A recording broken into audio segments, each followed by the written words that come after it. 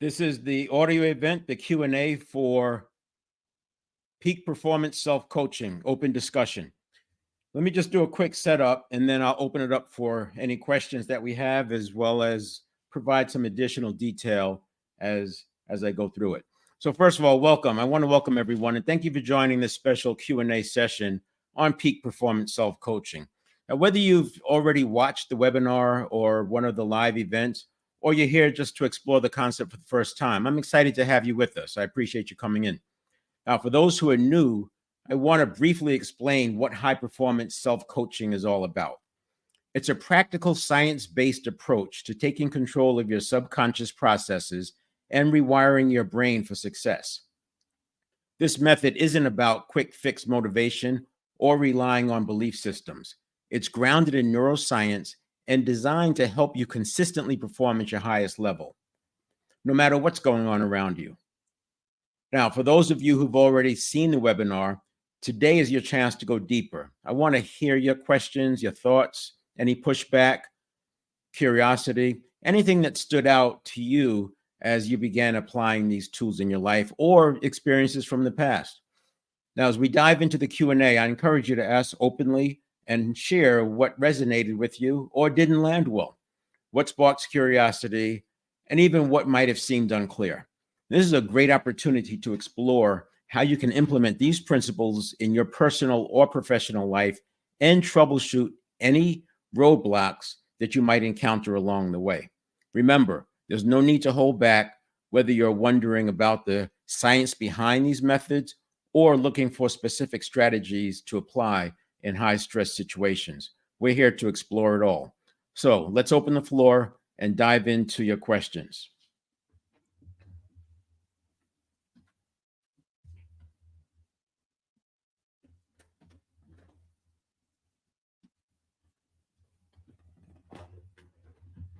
Just to kind of refresh, to get things started a little bit, we have a few stakes in the ground. You've probably heard me talk about the shift that has to happen in the mental, physical, spiritual, and emotional areas. If you're not familiar with the 7 fitness areas, mental, physical, spiritual, and emotional are the first 4 of the 7 areas, the last 3 being relationship, professional, and financial. And it's a be, do, have framework. It's a roadmap that I designed for coaches and self-coaching so people know where they are and they can track through it. But the be, do, have, it's becoming first, and doing, the be and the do, right? Mental, physical, spiritual, and then emotional is the gateway to the right side. So we can do everything right, but allow ourselves to get hijacked, and then it's very difficult to get those things that we want. And I talk about the right side, relationships, professional, and financial being not 100% in our control. In other words, there are other people who come into play in these things. If you want a relationship, there's another party to that. Professional, you want a promotion, you want a particular career, you want to have a business, you still need consumers or buyers, you need a boss, or employer, something on the other side of that equation. Even in the financial, which may seem like it's alone if you're just doing investing, but there are still other people that are providing the infrastructure, or the other side of a trade if you're doing investing or trading. So the point being that instead of chasing the have, do, be, and perhaps getting knocked off course easily, and even getting sucked into things that you shouldn't be, I think that one of the reasons why we do see corruption is because people are going after the have, do, be, and the subconscious is so literal and efficient that if you say, I want this, it's going to give you the most direct route if you don't put enough parameters. It's sort of like ChatGPT. If you give it a question, it'll give you an answer, whether it's a good answer or not. And the more parameters you can put around it, of course, the better the response is going to be. So those are the stakes in the ground. The stakes in the ground that I would say that I want to put in those areas. Mental, want to see a shift in the conscious versus subconscious, at least discernment, knowing when messaging is coming from the conscious mind versus when it's coming from the subconscious. And I don't call it a subconscious mind because it's not a mind. It's a network of neurons. It's impulses firing and wiring together. And it's all associations from the past. Not all from the past, of course, because I can set up future associations with implementation intentions. By visualizing and by sensing outcomes that I want, I can actually create associations so that when those stimulus, when I'm faced with a stimulus, I already have the pre-planned response. And that's what implementation intentions do. Essentially, it's saying, if this happens, then I'm going to do that. It's a way to deal with things that you know are coming. Why get blindsided by something that you knew is coming? It's not really a blindside if you know it's coming. I also talk about the impact of cognitive biases. So in the mental area, while it's not so much a shift, I do like to introduce priming. I like to talk about cognitive biases and making sure that there's an intellectual conversation, a logical framework that the person can rely on to get back to. And I want to do this in a time when we're not challenged or not in a stress response. Once you're in a stress response, it's a lot harder to get this kind of information through to the conscious mind because the subconscious is in such a reactionary mode. And there are some other things that we'll cover there. I may introduce the fact that we have 100 billion neurons. I definitely start talking about fast and slow thinking because that's the easiest way to discern the difference between the conscious and the subconscious. Fast being the subconscious, but it's not really thinking because it's a network of neurons, and which means it's the mostly from the past, as I said, it's associations. And then we have spiritual, physical, and I re-emphasized there about the neurons, but also introduced that a lot of our cognitive processing is actually physical. If you start with the fact that when most of our lives are run 95% by habit, and then you look and say, well, if we're running by habit, that's coming from the subconscious. And then what's the subconscious? The subconscious is the network of neurons. And before I go further than that, if this seems odd to you, this is the first time you're hearing this, look at a list of everything that the subconscious is known to do. And subconscious has been written about for centuries. So you can find plenty of content. Of course, it'll always say mind, but you can find plenty of content about the subconscious. Then start doing some Google searches about what happens with the 100 billion neurons. There's 86 billion in the brain and 14 billion in the nervous system. And put that out there. I'll also look up myelin and look up deep practice. Now, there's some books will come up like Talent Code by Dan Coyle and Grit by Angela Duckworth. Those are great books to understand what's going on with how you can actually influence it. You can look up synaptogenesis, start looking up these things, and you'll start to see what the network of neurons is all about. And what I'll tell you is the network of neurons matches what the subconscious is about. So in other words, the subconscious is not a mind, it's the network of neurons. And someone say, well, maybe it's both. Maybe it's both of them interacting. We don't really usually have two systems in our bodies, right? We don't have two systems like that. And even if we did, they're so similar, why not treat them the same? My point is, I don't see any value in calling the subconscious a mind because it gives it too much credibility. And the act of thinking is much, much higher than associations. It's the difference of ChatGPT, you asking it for a question and then it giving you a literal answer, but then you put some more framing around it. And you can do this experiment. You could ask ChatGPT something and ask it for other things that are related, and it'll still be limited because it only knows based on associations. And then you can introduce things that you know are related, but maybe 2 or 3 or 4 degrees removed, but they're still somewhat related. Create the map, and you'll see it'll come out with some great answers. This is the power of thinking. This is what your mind can do that your subconscious is not going to do. On the other hand, the subconscious will do this bundling thing. They're called meta programs, where it'll take associations and cognitive biases and put them together into these things called meta programs. And these are like super associations. So whereas the subconscious has a reaction time of about 1/4 of a second, conscious mind has a reaction time of about 1/2 second. That in that 1/4 of a second, you can have associations coming in so fast because they're bundled. They're bundled together because they usually fire together. And that bundling, as I said, is called meta programs, but it makes it even faster. So when you start talking about fast and slow thinking, it's very easy to discern where the impulse is coming from. It's not thinking. Now, this thing about impulse versus thought, in looking at it through a quantum physics world versus Newtonian, see, part of the challenge with all of this is this content, some of it is so old. Like I said, it's been written about for centuries, but it's been written about, one, as a subconscious mind, because we didn't have the imaging and the scanning tools available in the 1800s during the New Thought era, when the printing press came about and there was a proliferation of this kind of content. And as a result, and the other thing that was going on is that we were looking at it as Newtonian physics versus quantum physics. So, we didn't have the understanding of the atoms. You may remember, if you're 50 years old or older, you may remember the atom being this thing with this orbiting electron around it. Whereas what we know now is that electron moves around. It moves based on where the attention is. Look up double slit experiment on YouTube and you'll get a sense of that. It's really interesting. So when you make the shift to quantum physics and you say that everything is atoms, this stuff starts to make sense.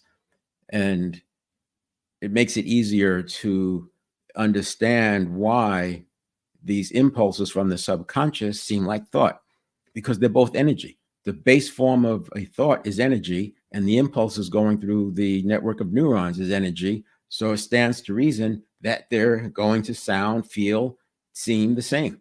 And that's where you have to learn to discern the difference. Initially, we do it with the sheer speed, but later we can do it with, just because they have different signatures, and you'll start to pick up on it.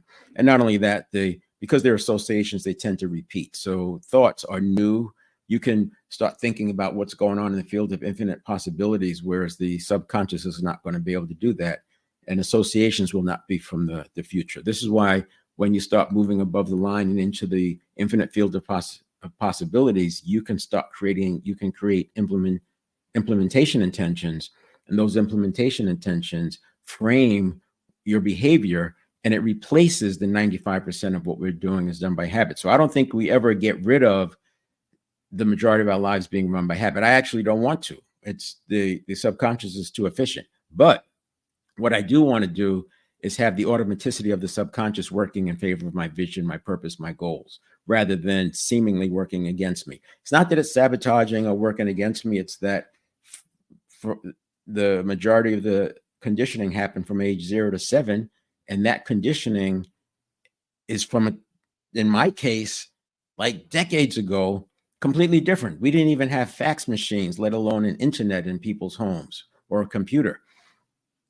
And we got all our news locally. So this global thing wasn't even a thing at that time. It's just, again, that conditioning from 0 to 7. I could go on and on. Just look at what was the main event. There's a thing that they say you are what you were when you were 10. And the idea is that it looks at what's going on, and you can look at the headlines of what was going on around the person's age 10 and get a sense of what their beliefs, values, and attitudes are. And then the spiritual areas, awareness of awareness. So when I'm doing these presentations, I like to say, you're aware that you're aware, and you might be aware that you're aware that you're not doing what you're supposed to be doing, and you're even aware that you're not doing it, and you're aware that you're not doing anything about that. So this is not to fix something. This is to make the point about the awareness, and that's actually your first line. That's your first opportunity to start inserting yourself to override the subconscious. Now, it's not about overriding the subconscious per se. It's about putting the subconscious where it belongs. So sub means below. Too many people have put the subconscious above the conscious mind. And in fact, I've had people tell me that the subconscious is the higher self. Well, if you say higher self, that would be higher than the conscious mind. If you say subconscious, that would be lower than the conscious mind. So you have higher self up here, you have the conscious mind, and then you have the subconscious. So what we want to do is have the higher self work with the conscious mind to reprogram the programmer. Think of it like you've got all these programs, and the programmer is like an operating system, and we're putting in a new operating system that's based on the current time versus what was based on around 0 to 7. It's not a perfect metaphor, but it gives you something to think about and puts your teeth into. And then the last area is the emotional one, maintaining a growth mindset. It's not just about maintaining, it's getting back to it. I want to see people get back to a growth mindset in seconds. If you stay in a fixed mindset for longer than a minute or so, the chances of you turning that emotion or that feeling into a biochemical event is very high. Once it becomes a feeling and it becomes a chemical event, it's now lodged in your subconscious and is now easily called up because it becomes an association. If you allow those emotions to flow through, we call it cresting the wave or surfing the wave to flow through in the 90 seconds. It doesn't happen as a feeling because it's energy and motion. It's just flowing through. And I talk about locate it, where is it in your body, label it, and you label it with one of the 8 emotions: shame, sadness, disappointment, embarrassment, vulnerability, frustration, anger. And I don't know if I said helplessness, but there's 8 of them. And using one of those labels, because all negative emotions will come down into those 8. And by labeling it, now you can manage it. It's very hard to manage something that you can't define. By labeling it, you're now defining it. So you locate it, you label it, and then you learn from it. Let me get you those 8 emotions in case I missed one.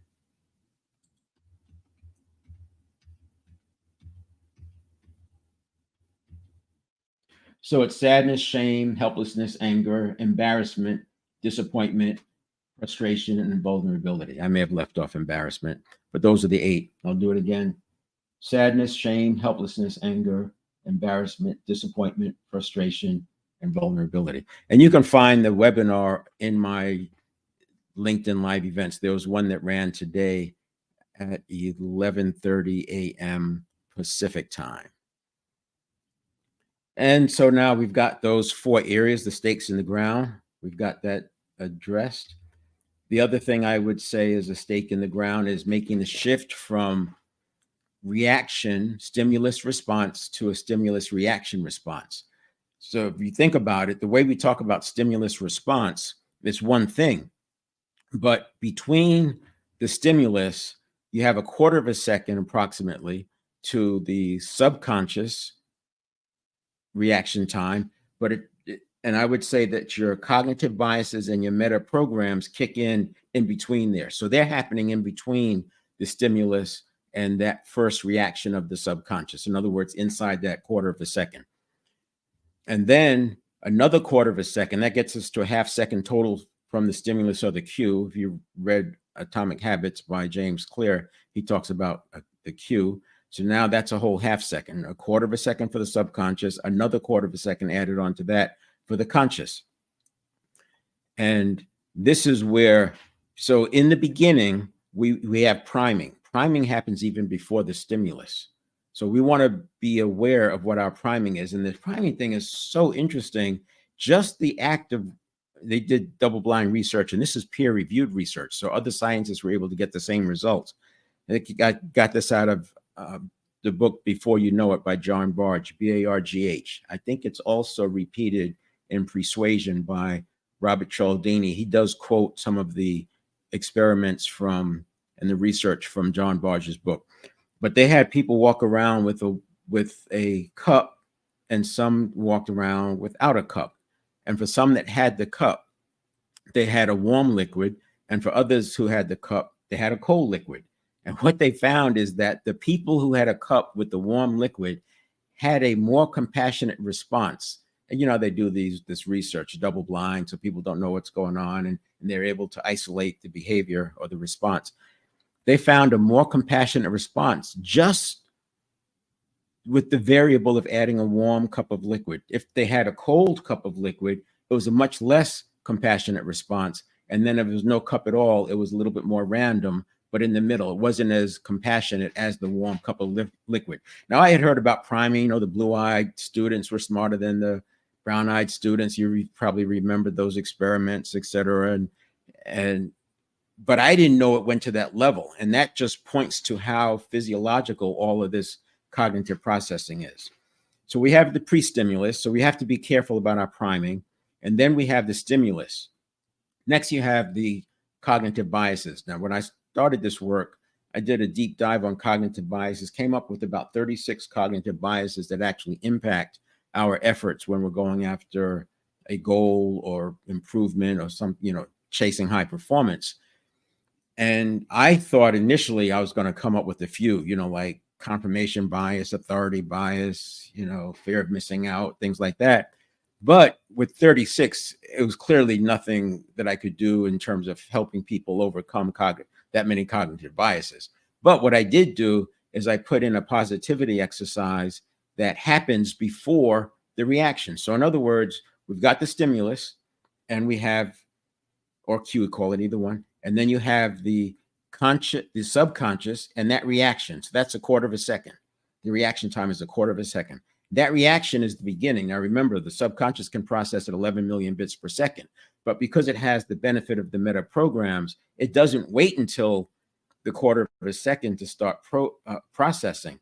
It can process 11 million bits. It can start processing right away. So by that quarter of a second, let's say 3 million bits were processed. Why? Because you have the meta programs and you have the cognitive biases. And these are heuristics to shortcut and speed up the whole processing thing. It makes sense if you think about it from an athletic standpoint. You do enough muscle memory exercises and you're going to be faster. You don't need that whole quarter of a second reaction time. And as a matter of fact, we've seen athletes that, or I should say research has seen athletes get the reaction time down to about 150 milliseconds. So in other words, about 1.5 tenths of a second. That's down into the category of like the reaction time of dogs.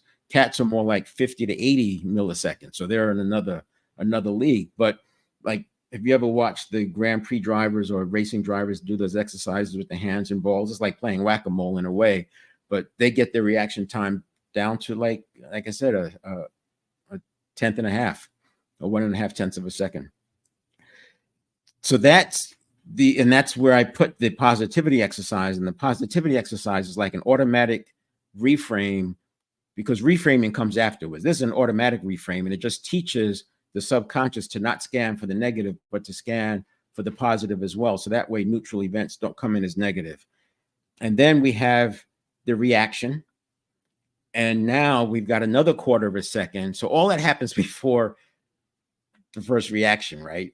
And then we have another quarter of a second. So you want to make sure that's somewhat neutral, because if not, by the time the half second comes in and the subconscious or the conscious mind is now formulating the response, it's already primed and set to run with whatever the subconscious handed off to it, which was a reaction, which is usually more like fear, because their subconscious treats threats as the unfamiliar as a threat. It sees mostly everything as a threat if it's unfamiliar.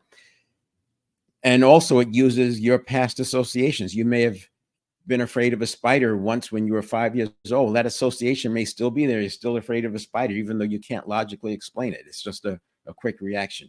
So then by the time the half second mark hits and we've got the formulation of the response, in between the reaction and the response, we can do some reframing. You can context reframe, you can meaning reframe, and you can also use transformational vocabulary. So instead of saying, I'm so angry, you can shift it to say, I'm kind of annoyed by that. Or you can say, why are they so stupid? You could say, that was an interesting response. It just changes how you respond if you can change the meaning of something, because it doesn't make sense to have everything be the meaning of a Serengeti tiger about to attack you. And that's what the subconscious will try to deliver, that every threat is like a Serengeti tiger. And then the problem is, if you don't catch this early enough, you got about 90 seconds. The reason I say 90 seconds is because after that, once you formulate your response, if you've locked in and you're going off the deep end with emotions, let's say it's that black swan event and it really takes you by surprise, and the priming didn't help, the positivity didn't help, your cognitive biases went haywire, and you can't reframe it, and you can't add the transformational vocabulary benefit, and you're just in an emotional hijack moment, you have about 90 seconds for that energy to stay in motion. Once that 90 seconds passes, and this is according to Joan Rosenberg in her book, 90 Seconds to a Life You Love, once that 90 seconds is passed, that emotion becomes a feeling. Once it's a feeling, it becomes a chemical event, and that chemical event is now in your neurons and it's able to be called up, and you can trigger that emotion easily. to get there, sometimes you have to unwind some of the emotions that have been packed in, right? So you have to do some exercises over time. I'm talking 3 to 6 months. Do some exercises to alleviate some of the emotions that have been stored up from the past. Again, all of that's in the webinar. I'm not trying to go through the whole thing right here, but my point is I wanted to just point out that was a stake in the ground, that we changed from a stimulus response to a stimulus, meta program, reaction, assessment, modulation, response. So all of that happens before the response. And then you avoid the fight or flight, you avoid the catastrophizing, you avoid the fixed mindset, and you avoid the arguing for your weaknesses or giving up. And it becomes a much more resourceful response. And you probably know that if you're in an unresourceful state, you really can't see the opportunities. It's the same way our cells, when they're in protective mode, they can't go after nutrients. It's very similar. And we're fractal in that way. So you can look at the cells and get a sense of how we behave as humans. So that's it. I'm going to look at a couple of questions that I've gotten. What exactly do you mean by taking control of your mind? Is this different from simply having a positive mindset? And see, I actually don't call it a mind. It's like I said, it would be taking control of the subconscious. The mind is the mind. We're going to direct the mind, but the mind is the mind. I'm talking about the subconscious, which is the network of neurons, and it's very different than the positive mindset or positive thinking, because that all comes after. In order to get control of the subconscious, we have to do things at the Q level, because remember, you only have a quarter of a second before that subconscious reaction happens. And if you're not ahead of it, that subconscious reaction becomes your response. That's the way most people are living. The reaction equals the response, because they've been doing it so long by habit. You've actually built a neural pathway that's locked in from reaction to response. What we've got to do is break that, and then we intervene before the reaction. Not that we're going to necessarily slow the reaction down. We're just biasing it more to neutral rather than being biased towards looking for threats and dangerous things. And that's how you get control of it. It's bit by bit, but it's actually inserting automaticity between the stimulus and the reaction. And just by putting that automaticity in there gives you a chance for a better response. And then as the last line of defense, we have the emotional modulation process that I talked about, labeling the emotions. You locate it, label it, and then learn from it. And in that process, allowing it to flow through in the 90 seconds. And that way you can avoid being hijacked and recover before the hijacking happens. How is high performance self-coaching grounded in neuroscience? Can you give an example of how brain rewiring works in this context? It's a great question, because I talk about neuroscience, and neuroscience is so broad. When I first started this study, I was going from bottom up, and the amount of neuroscience books that were being written and the new books being written and the research, and some of these books were 500 and 600 pages. It was a no-way starter. So I started with I went to first principles thinking, and I started from top down. If this is true and this is true, then what else has to be true? And I just kept eliminating, starting from the top down.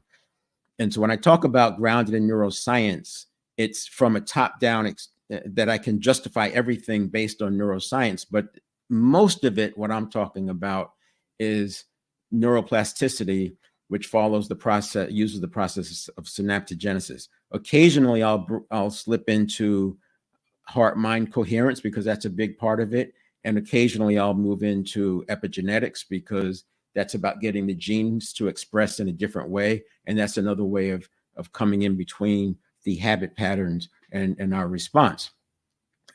Synaptogenesis. So when you start looking at the neurons, you'll come across the term myelin. Myelin wraps around the neurons and makes them fire faster and with more accuracy. Deep practice builds myelin. So when you see sports teams practicing and doing drills, they're literally building myelin around their neurons. And what's interesting is they've actually shown that you can increase myelin with visualization. Intense visualization with the emotion actually wraps neurons with myelin, making them fire, which is why visualization helps you with with performance in athletics. Now, because of the wrapped myelin, what happens is it's harder to break habits. This is why we say it's easier to replace a habit than to break a habit, because it's almost like having the neuron is like a steel beam, and you're trying to, when breaking a habit is like cutting that thing with a nail file. But at the end of the steel beams, you have bolts, and the bolts would be the synapses. And you can undo those bolts much more easily than you can cut the steel beam. Once you undo the bolts, you can now use those bolts in a steel beam that's in the place where you want it to. In other words, synaptogenesis is the self-elimination of the synapse or the neurotransmitter between neurons that are no longer being used. So when you stop exercising or stop engaging a particular habit, that neuron connection will cease to exist because the synapses dries up. The neuron is still there, but the synapses is no longer there because it's now being used on an active neural pathway. And that process is called synaptogenesis. It's the basis of neuroplasticity. And I talk about it where you can actually experience it, because when you start pushing above the line, you will get this cognitive dissonance because you're doing something that you shouldn't have been able to do. And this cognitive dissonance is like a brain fog. And literally, if you just go to bed, you'll wake up the next day with breakthrough ideas because the neuroplasticity is actually in action. And when you go to sleep, you have less stimuli coming in, and that creates an opportunity for more neuroplasticity to occur. You mentioned that high performance self-coaching is different from motivation or belief systems. How does it work if it's not about motivation? That's interesting. So one is, I don't think you can motivate anybody. We bring our own motivation. I like to say we start with purpose. So you want to start with purpose. And when you start with purpose and having a purpose that's big enough to get you to do the inner work that's necessary, you're not relying on beliefs anymore. And you're not trying to introduce motivation. Just the fact that you have a purpose and it's bigger than you, that's enough to get you moving towards it. And it's enough to do the inner work. Then instead of belief, what we're doing is actually the building blocks. We're doing the building blocks of the associations. We're building associations. We're building implementation intentions. We're building the right habits. We're changing the stimulus response to a stimulus reaction response and putting some intervention points in there. And by doing that, it's the same outcome that happened with when people work on beliefs. But the difference is when people are working on beliefs, it's still going through the subconscious to the conscious network and that or cycle, and that subconscious to conscious, it's already so well layered in, especially for a 50-year-old or older. We've been doing life by habit 95% of the time for a couple of decades. It's very difficult for the beliefs to be strong enough to overwrite it. And then when you're under stress, you still can fall back to the old associations. So by using synaptogenesis through this process that I'm talking about, we literally are getting rid of the neural pathways by elimination of the synapse. That is what the belief systems were doing when you start forcing belief. And I also have some practices in there. In fact, there's one in that, if you watch the webinar, there's an exercise in there to uncover where your limiting beliefs came from. And then you challenge the references. And if the references don't really hold true, then the belief can fall. Now, initially, you may have resistance because there's other things attached to that belief. You got the bumper sticker and the t-shirt. But as you evolve, what you'll find happening is all it takes is awareness. If you become aware that this belief is no longer valid, the belief can fall. If you become aware that this habit no longer serves you, the habit can fall. And that's where you want to get to. That's what I'm looking for when I'm working with clients. Now, again, it's like sports, right? I mean, I can get an athlete to do a move or a sequence of moves, and they can do it near perfectly when there's nobody guarding them. And then you put somebody guarding them or opposing them, and they can get it sometimes, but not all the time. And it depends on the defender. If the defender is really good, it's less. And then if you have them with a world-class defender, they may not be able to do the move at all. And so if you think about it like that, we have a stimulus that creates a stress response. If that stress response is so high on the survival reaction meter or continuum, it might be more than 6 months before you get a handle on that. But for the ones that were on the lower end of that survival reaction, which is really just a reaction, then you're going to be able to handle those. But it's about hanging in there. This is not, oh, it didn't work today. No, it's like being in school. You start with this, as long as you're 65%, you're in the game. And then just keep working, keep a growth mindset. using the word yet. I don't have it yet. I'm not there yet. But this, you're not going to start off at 100%. You're not going to start off as an A student in this. You've been living a different kind of way for a few decades. So give yourself some grace. And then here's the last question, and then I'll end it with this one. How do subconscious patterns formed by the age of 7 influence our actions as adults, and how can we identify them? Well, I think I called it the movie theater technique. And again, I'll direct you back to the webinar, but if you go into the movie theater technique, and I use it in the context of uncovering a belief system, but you'll uncover some of these beliefs. But here's the way I understand it, the way it was explained to me by neuroscientists. From 0 to about 2, we are, in fact, they say even before 0, I don't want to get down that path, but they say like minus 6 months to 0, they're in the delta state, and they're actually absorbing and taking in information. There's a lot of debate around that topic, obviously. And then from 0 to 2, they're in the theta state. So essentially it's like super hypnosis. Everything is just downloaded. Now, I was able to make sense of a lot of this by thinking of it all as in a hunter-gatherer environment. As you know, people tell you the brain is a couple of million years old, but even if you are on this side where I am, where it's a few thousand years old, right? I mean, how do we prove beyond that? But even if it's a few thousand-year-olds, you're talking about still hunter-gatherers, and it makes sense. If there was no language and you're in a tribe, from 0 to 2, you had to learn enough to survive. And you just pick everything up. And then from 2 to 7, you're picking up everything you need to know to be a productive member of the tribe. So by 8, you can be hunting and gathering. And that's where that download. So from 0 to 2, it's theta. And then from 2 to 7 or so, it's alpha state. So we don't have to work for that learning. And a lot of it goes in as beliefs. It goes in as habits. It goes in as associations. And the more intense, the deeper the association. The more repeated it happens, the deeper the association. The longer the duration, the deeper the association. So this is why we're all going to be afraid of Serengeti tigers, because it's so deep. And then some of it, I guess, is passed on. Now, as far as identifying it, then what I would say, there's nothing as clear as that from like 8 until about 19. So I call it like reorganizing, a little bit of trial and error. You know, teens are always trying different things and learning, and their personality starts to take hold. And then by 19, this is huge for me. From 19 to 27, you have the prefrontal cortex. Of our 100 billion neurons, 20 billion neurons are in the prefrontal cortex, which means they were formed after age 19 or so. Now, you could debate whether or not were they actually formed or just activated, but the point is, those are all new associations. And the way I look at that 19 to 27 is sort of like operationalizing my habits and associations to form my model of the world. And this is why by 30, we stabilize. It's like we're on the steep learning curve, and then you hit 30, and it's like I really haven't changed much in the last few years. You know, by the time you're 40, it's like, gee, I worked so hard to improve. We went from every year we improved without even working for it up to 27, and then from 27 to 30, improvement was like hit or miss. And then our 30s and 40s is like, yeah, to work super hard and don't really see the improvement. And I would say it's like because our life is set. Now that doesn't mean you can't do it. This is where the synaptogenesis comes in. And the question was, how do we identify it? And I think that's a big part of getting that pause, that space between the stimulus and your response.